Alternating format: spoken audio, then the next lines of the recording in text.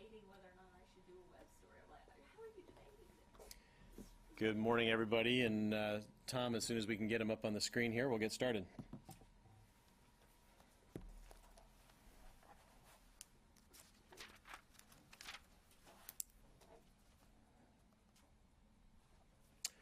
Okay, we got it. General Martin, good morning.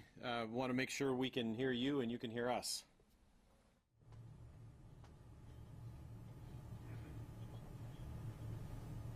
I can hear you loud and clear. How about me? Yes, sir, we've got you.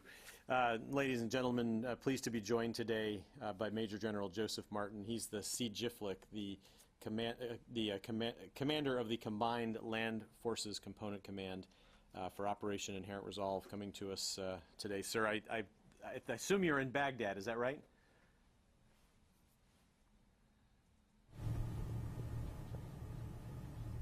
That's correct. To you for any opening remarks, and then take questions from here.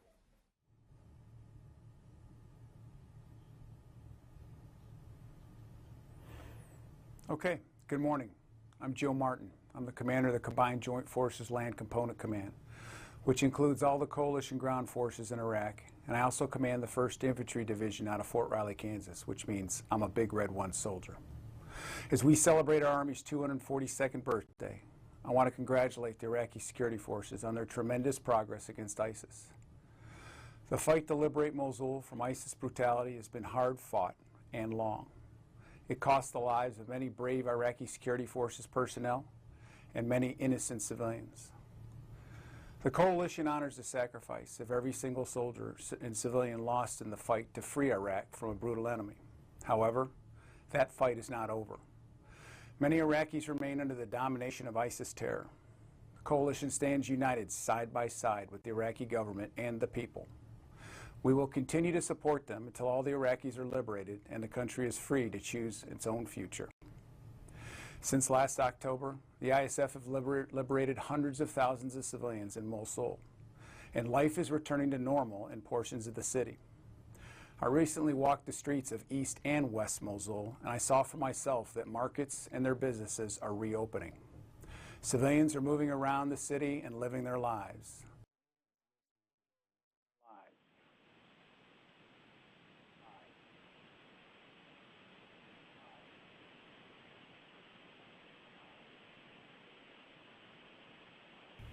That support includes coalition advisors who live in Australia. Coalition advisors who live in Australia. Coalition advisors who live in Australia. Coalition advisors who live in Australia. Coalition advisors who live in Australia.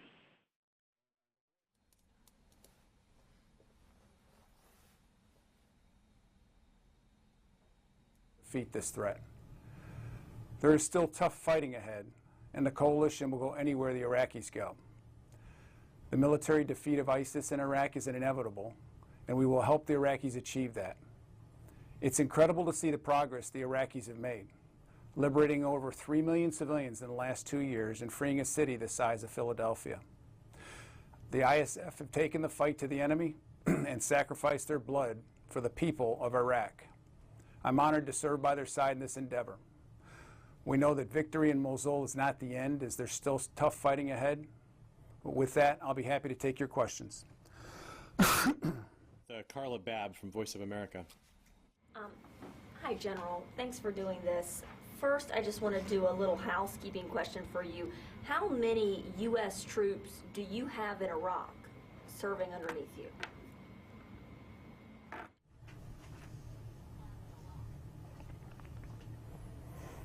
Carla, thanks for your question. Typically, I don't talk about the numbers. What I'll tell you is we have everybody that we need. The specific numbers, in many cases, are classified, and so I don't talk about specific numbers. People need to know how many of its U.S. service members are in that country, and we used to get that number. But that aside, can you give us an update on what's left to take control of from Islamic State in Mosul? Where are they fighting right now? Are they down to 3 neighborhoods still, or have they closed in even further? Attention the Chancery, attention the Chancery. This is Marine Security Guard at Post 1. If you could hang on a second. Security guards will be conducting a drill. Please do not react. I say again, We've got an do not announcement. react. I'm sorry, Carla. We'll have to go intermittently here. We've got a public address announcement within the embassy complex, and there's no emergency. It's just a drill. So we'll work our way through that. So you're asking what's left in West Mosul. Is that correct? Correct, sir.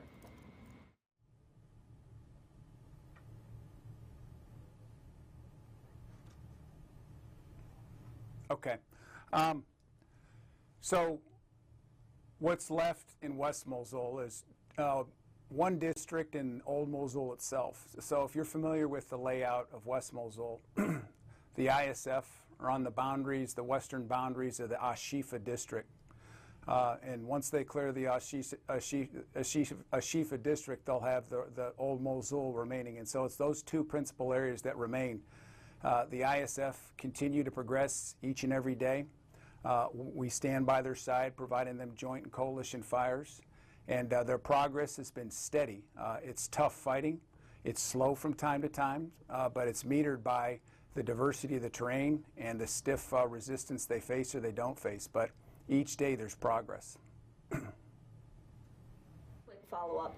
That one district, is that still what has been referred to by others as 3 neighborhoods? Or has it shrunk, has the territory shrunk with that steady progress that you just mentioned over the past week?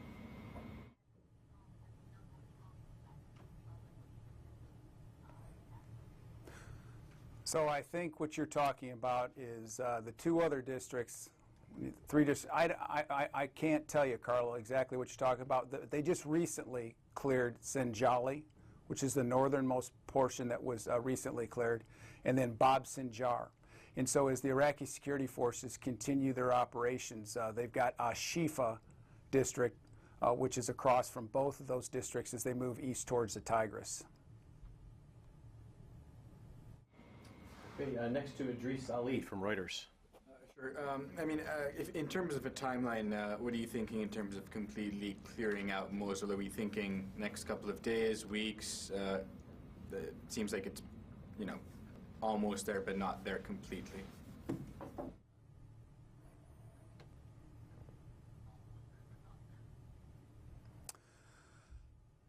I'm sorry I didn't get your name, but thanks for the question. It's tough to tell how long it'll take. And the reason it's tough to tell is because the terrain continues to change. ISIS becomes more desperate, and it's just tough to say how long it'll take. That being said, I think the end is inevitable. Liberation of Mosul is inevitable. The defeat of ISIS in their caliphate in the east is inevitable.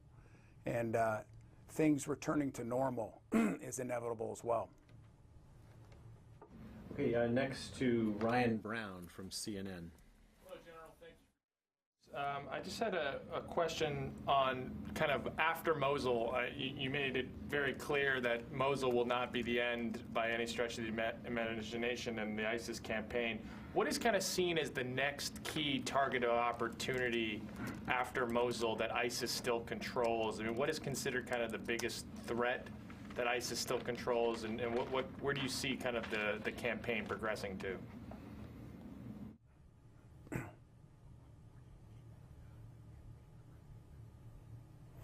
Well, thanks for your question. It's tough to tell exactly where we'll go next, but if you look at, there's other areas in Iraq, urban areas, that have yet to be liberated.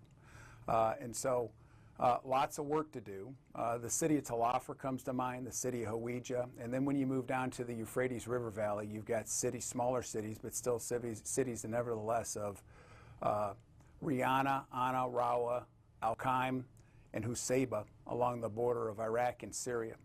And so those areas will have to be cleared. Where the Iraqis go will be their choice, and of course we'll wait for that choice. I can't speculate as to what their next objective will be, but it'll probably be another urban environment, continuing to set conditions for defeating Daesh across Iraq. And we'll be there right beside their side, providing them joint and coalition fires each and every day, and our advisorship as well. just to follow up, you mentioned the Euphrates kind of river valley area. I know you're really responsible for just Iraq, but there's kind of that contiguous ISIS control between Syria, Euphrates River Valley, and the Iraqi area. Is there is the coalition kind of encouraging the Iraqi partners to focus on that area to kind of provide a two-front assault against ISIS in the Euphrates River Valley?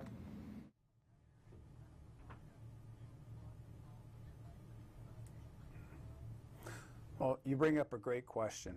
We're a partnered force, and so as being a partnered force, the first thing you've got to do to really succeed is you've got to subordinate yourself, your time, and your agenda to your partner's agenda. And so that will be the choice of the Iraqis as to where they go next and when they go to the Euphrates River Valley, which eventually will happen. But they haven't made that choice yet, so we'll wait and see, and we will, in a very flexible way, respond to their course of action and support it just the way we've supported them for the past 8 months in Mosul. Next to Kasim Ileri, Anadolu News Agency. Hi, General. Thanks for doing this. In these two quarters in Mosul, in districts, the Al-Shifa and Old Mosul, how many ISIS fighters do you think are there currently in these two districts?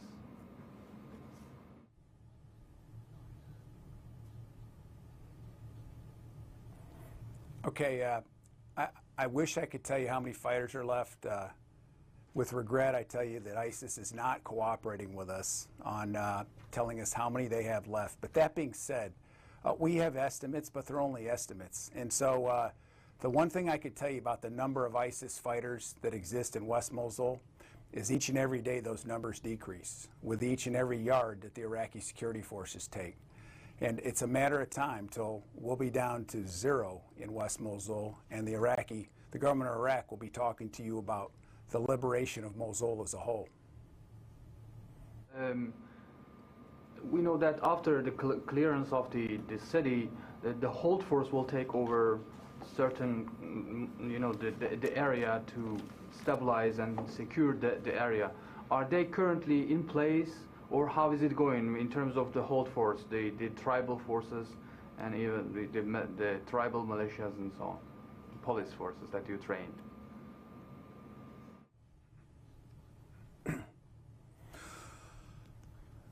So talking about the breakdown of the different forces, that'd be a great question to ask the Iraqi security forces, the government of Iraq. What I can tell you is that the Iraqis understand what the right combination of security forces are to be able to stabilize post-liberated environments. East Mosul is a great example of that.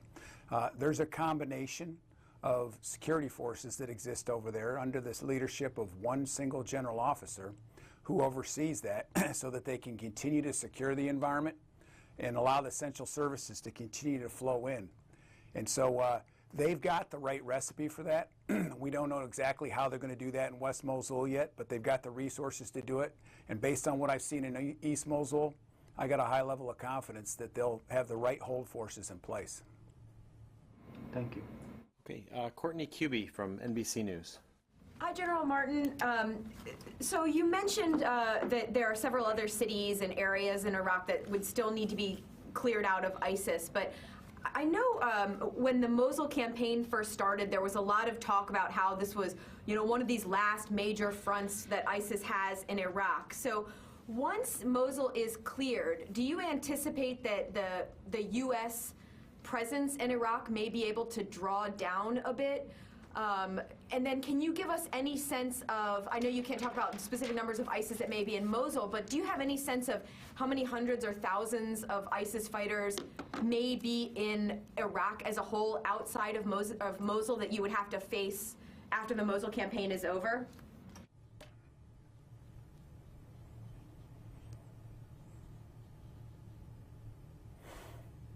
Courtney, thanks for your question. And first thing I want to say to you is go blue. Understand you're a Michigan graduate. So what I can tell you is it's tough to tell just how many are left. We have estimates, but once again, they're only estimates, and it's tough to speculate about the future. But I can tell you that the Iraqi security forces will be just as keen as they are now, keen about continuing the offense against the remainder of these forces that are in Iraq. Now, we've got several other operations that are ongoing with our partners across Iraq that continue to disrupt Daesh's ability to train, their ability to recruit, and their ability to destabilize areas that have been previously stabilized. And so regardless of what the end state number may be, the determination of the Iraqis and the commitment of the coalition right by their side is what we'll use to defeat ISIS in Iraq in the end. So you don't anticipate that that the end of the Mosul campaign will signal any kind of a potential for a decrease in U.S. troop presence in the country, in Iraq as a whole?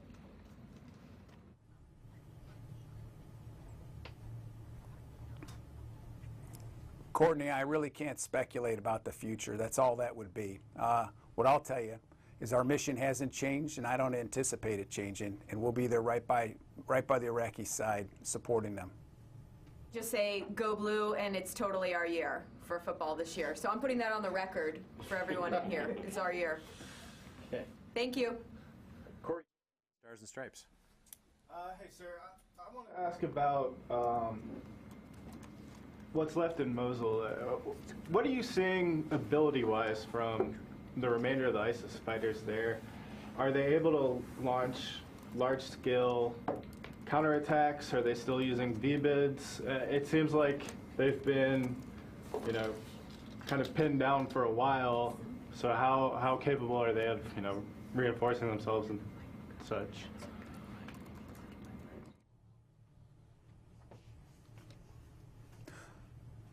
Okay, I'm sorry. I had to play with my ear here for a second because I had lost you, but I think I got the gist of the question. So there's a couple things to think about when we talk about what's going on with ISIS in West Mosul. First and most importantly is that they're surrounded. They've got no way out. Now, being an encircled force, they try as they can to counterattack, to try to break out from encirclement. But all those attempts to date have failed.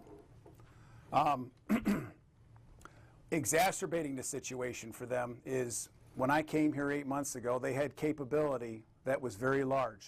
They had suicide-borne vehicle IEDs. They had UAS platforms. They had a suite of indirect fire platforms, and they had lots of fighters.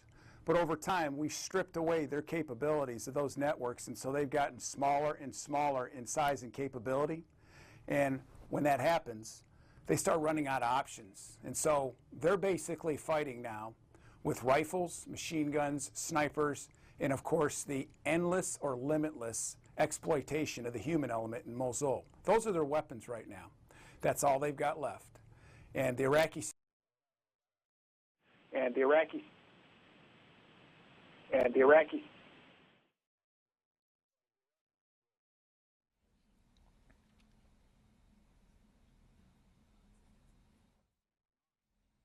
Sorry about that, ladies and gentlemen.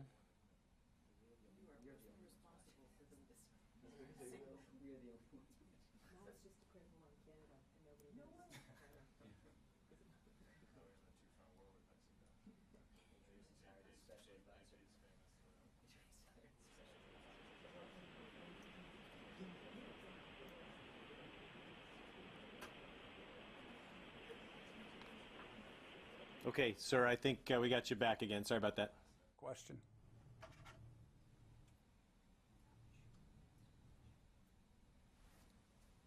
Good. So Jeff, can you hear me now? We got you back. Sorry about that. I'm sorry. He's calling again. We lost him again.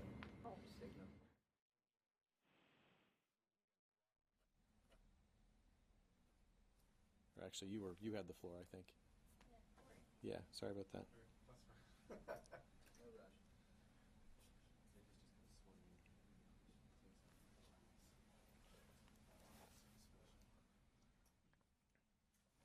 Okay, sir, I think we see you back again. Can you hear us?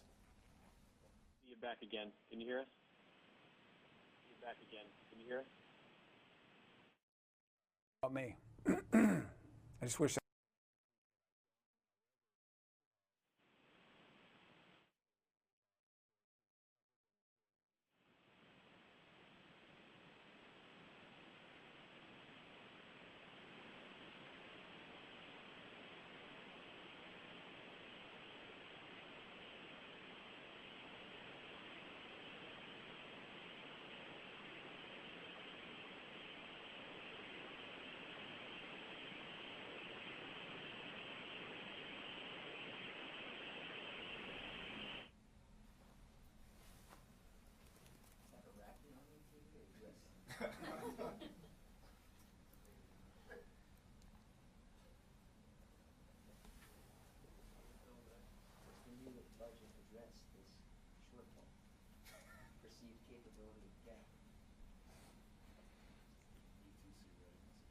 Thank you for the commentary. Okay. Sir, I apologize. We keep running out here. Make sure you can hear us again.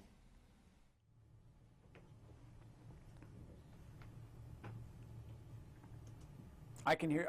I've always been able to hear you guys loud and clear. How do you hear me? Yes, sir. We got you back. I'm sorry. Corey Dickstein, if you wanted to finish up.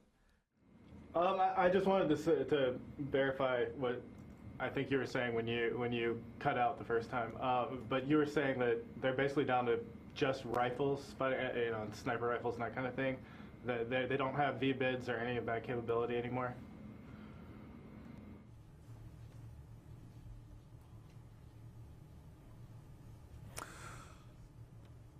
Corey, thanks, and I'll finish out that question. Very limited capability in that regard in Mosul. There's a whole host of reasons for that, most of which I'm not prepared to discuss in this particular venue for all the right reasons.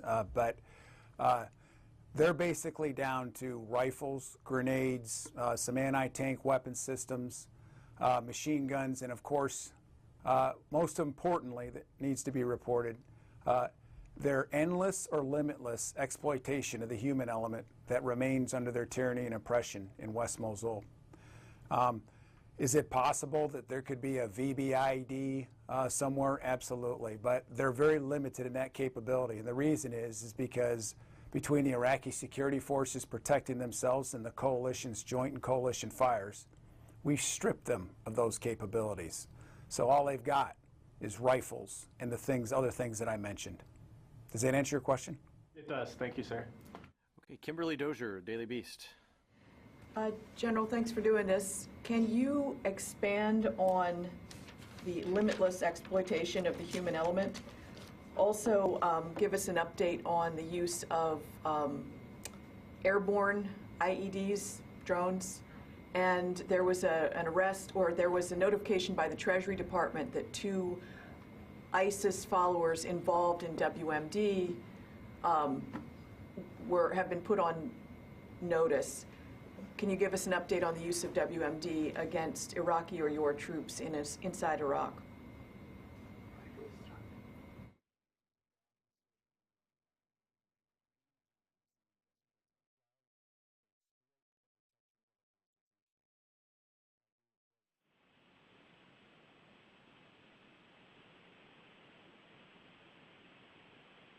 And aerial system capability and the ability for it to drop munitions. That particular capability has been absent from West Mosul for quite a while. And the reason it's gone is because we've targeted it and we stripped them of that capability. Plus the Iraqi security forces are helping with that. In addition, the Iraqi security forces have learned how to protect themselves from that. And so although a possible capability because of how we've adapted to the environment, it's really nothing more than a nuisance now. Second question you asked was weapons of mass destruction. I'm not familiar with what exactly you're speaking about. Can you give me some more information on that? The 2 ISIS operatives that were listed were targeted, I think, in terms of their use of mustard agent, homemade mustard agent, which I was throwing into the basket of WMD.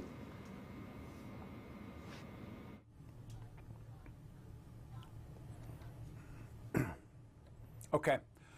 What I'll tell you is ISIS has tried in many different ways to develop and utilize chemical weapons in the environment. But here's the facts. It's been insignificant operationally. And that's because the Iraqi security forces are properly equipped with the protection equipment they need. They're properly trained on how to counter those if they happen to run into them. Our coalition partners and, of course, the coalition are equally equipped and trained and ready to counter that. And so it has not been of significant impact so far. The report you refer to, I have not heard yet, but I will tell you that the Iraqi security forces are prepared and the coalition's prepared should they want to use any chemical weapons. Next, we'll go to Thomas Watkins with Agence France Presse. Thank you, General. What has been the most difficult aspect about training the Iraqi army? Why is this fight for Mosul taken so long? And have you felt like you've had the resources that you've needed?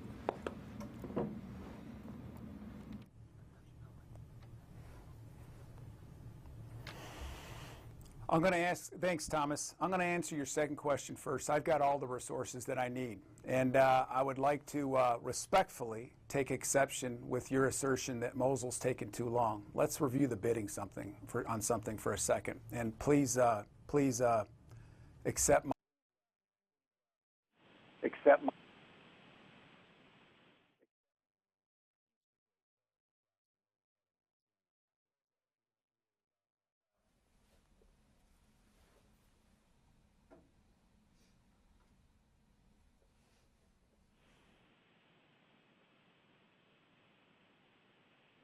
that they'd have to clear.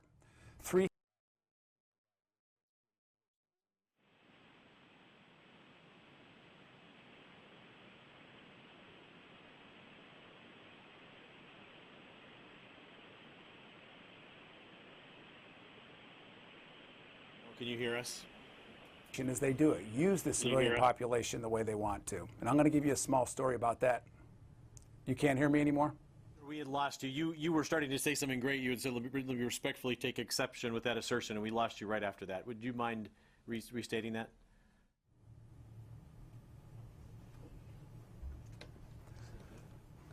We're going to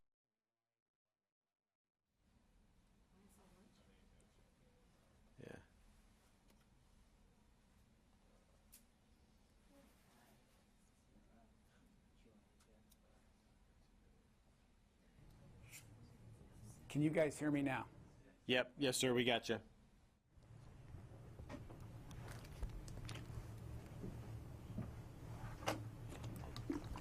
Okay, I'll try to repeat it. So, I respectfully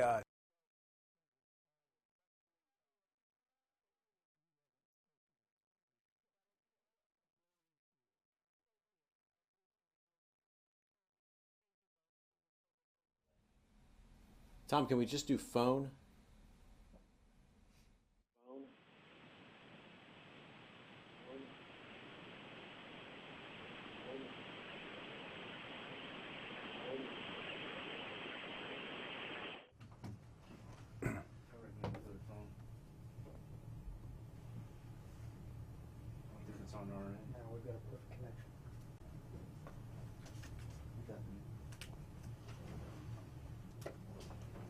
Hey guys, we're going to try to go to phone.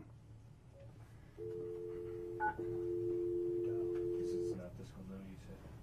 9-7. It would be divots though. I know they can still patch through.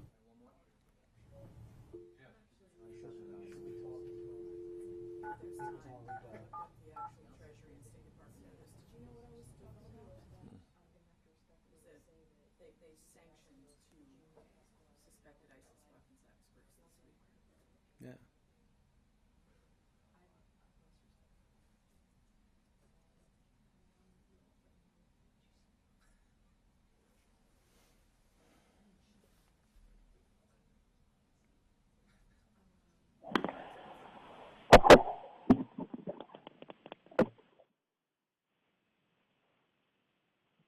Hey, Tom, tell us when we're good, okay? We hear you here.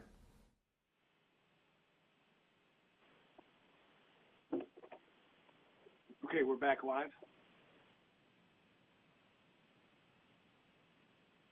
Can you guys hear us okay there? Yes, sir. Heard you loud and clear. Okay.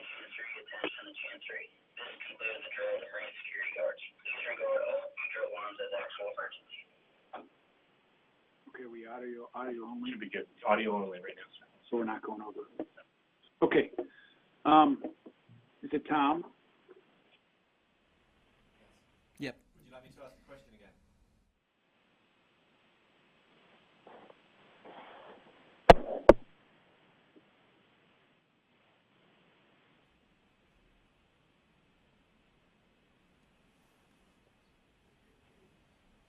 Hey, Tom.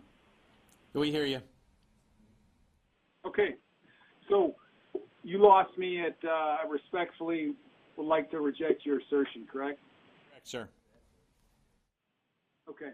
I'd like to review the bidding as I respectfully do that and just tell you about the monumental task that was at hand and the monumental achievement that's resulted over the past 8 months or so. Back 17 October, the Iraqi security forces faced a city called Mosul, and as I stated in my opening statement, that's about the size of Philadelphia, 200,000 buildings, 3,000 kilometers of road, 1.8 million people, and an adversary that can use them any way they like, slave labor, exploited populations, sex slaves, whatever they want to do with them. And they've used them just about any way they could. And so the Iraqi security forces began that endeavor, and in about 100 days, they cleared the east side of the city. About half of that infrastructure, about half the people liberated, and then they moved over to the west. And in the west, as they conducted operations, they chose to cut off and encircle ISIS so they didn't have any options.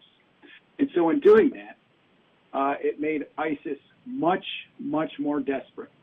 And so they resorted to tactics that we've never seen before. I've been in the military for 31 years. I've never seen an adversary like this.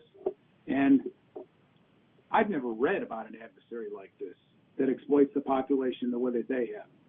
And yet, throughout the east side and the west side, the Iraqis have exercised an exceptional amount of restraint, discriminating between civilians and the foes that they faced. And so that's what's consumed their time in this very, very large city. I've never fought a fight like this in my life. I can tell you, I'd have to probably go back to World War II to talk about a fight that has been this size and this magnitude with the requirements that the Iraqis have imposed upon themselves and chose to embark on this endeavor to liberate the people of this city. And so it has been 8 months, but the outcome is undeniable and the accomplishment is unparalleled. And we've got to keep that in mind and understand, and we do as a partner force, that we've got to be patient because they're doing a very difficult task. And they're going to prevail, but it's just going to take a little bit more time. How much time, I don't know. Thanks for your question, Tom. Can I just follow up? 2.5 years ago, the then Secretary of Defense said that the Iraqis lack the will to fight. How have you seen that evolve? Is this Tom again?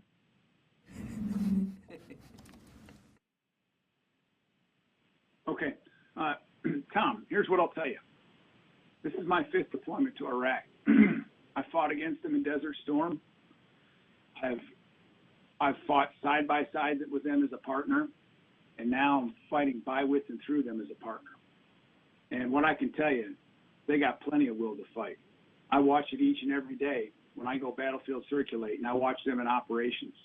Despite the magnitude of the task that they have had in front of them and will have forward of them, they're not deterred. And their commitment to their country is steadfast. And I'm certain that they'll prevail. And I see nothing but improvement during the course of my deployments as I've watched them progress over time.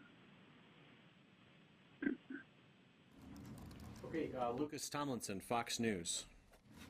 General, given the 3 incidences in neighboring Syria involving Iranian-backed fighters, I was wondering in Iraq, is there any kind of deconfliction with the Iranians or Iranian-backed forces west of Mosul around Tal Afar? So, Lucas, thanks for your question. What I'll tell you is anybody who operates within the government of Iraq as a sovereign nation should be conducting operations with the blessing of, the support of, and under the leadership of the government of Iraq. So that would be a great question to ask the government of Iraq. Sir, respectfully, I'm asking you, is the U.S. military doing anything to deconflict operations with some of these Iranian-backed forces or the government of Iran inside Iraq? So, Lucas, we're working with the ISF, who are under a sovereign nation in the government of Iraq. And that's who we work with. That's who we operate. That's who we operate with, and that's who we defeat Daesh with. And given the blockade against Qatar, I was wondering, is that having any effect on the air campaign inside Iraq?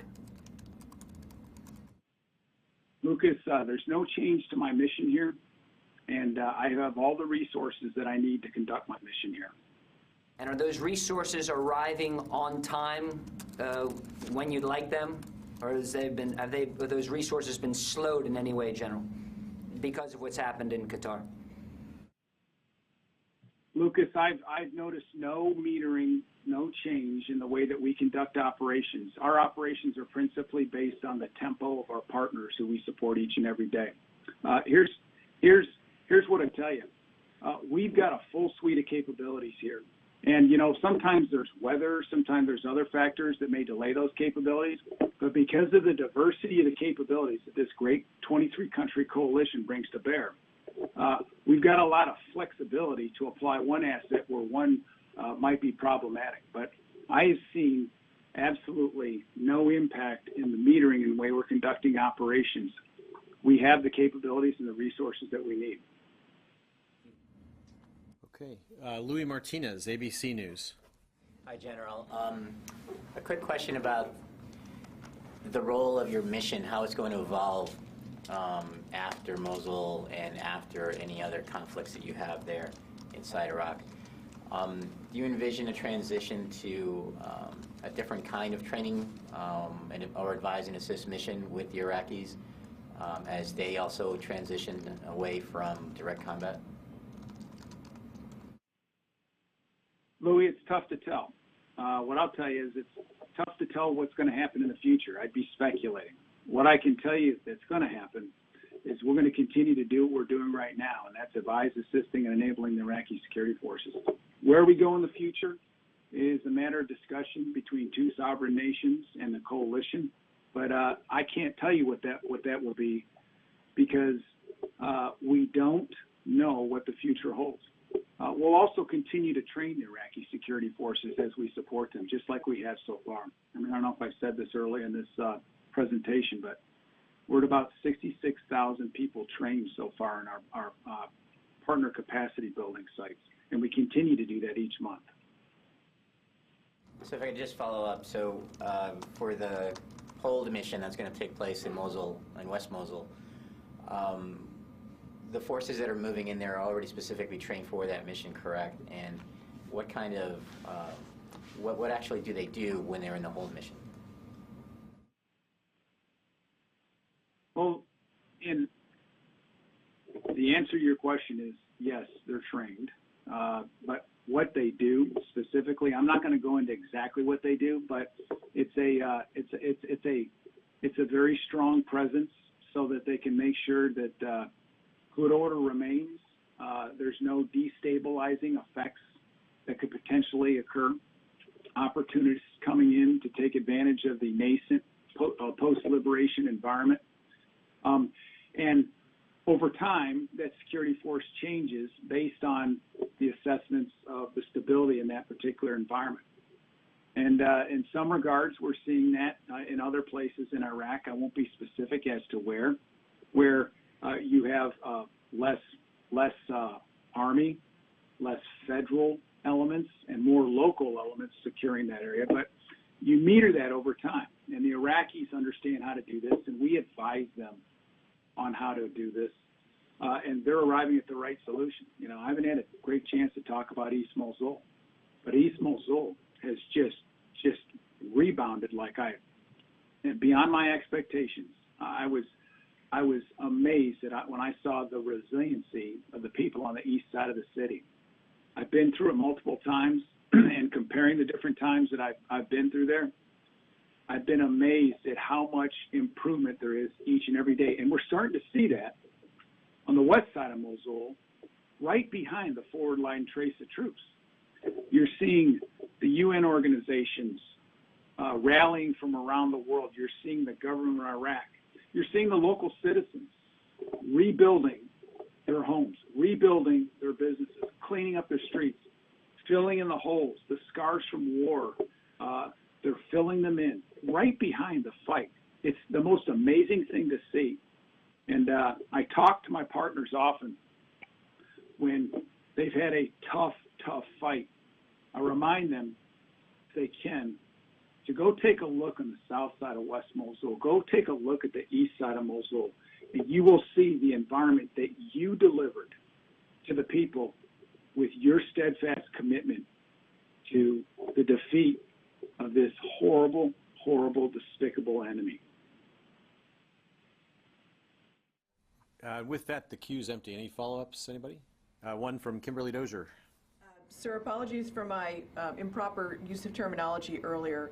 The State Department and the Treasury Department designated as specially designated global terrorists 2 ISIS members. It was Atala Salman Abed Kafi al-Jabouri and Marwan Ibrahim Hussein Ta al-Azawi, both accused of participating in building both VBIEDs but also chemical weapons, including sulfur mustard.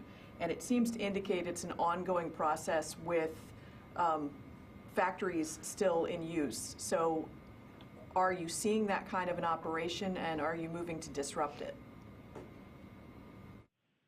Kimberly, thank you for the question. I now understand.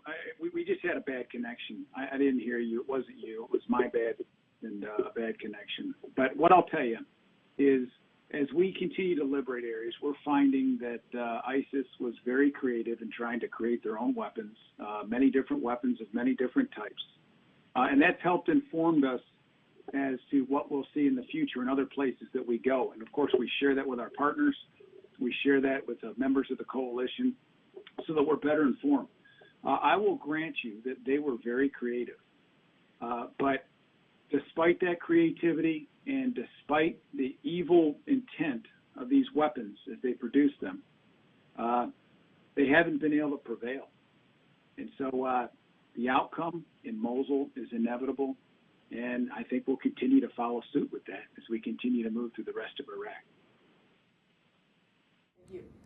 Okay. General, any other closing comments for us before we sign off? I do.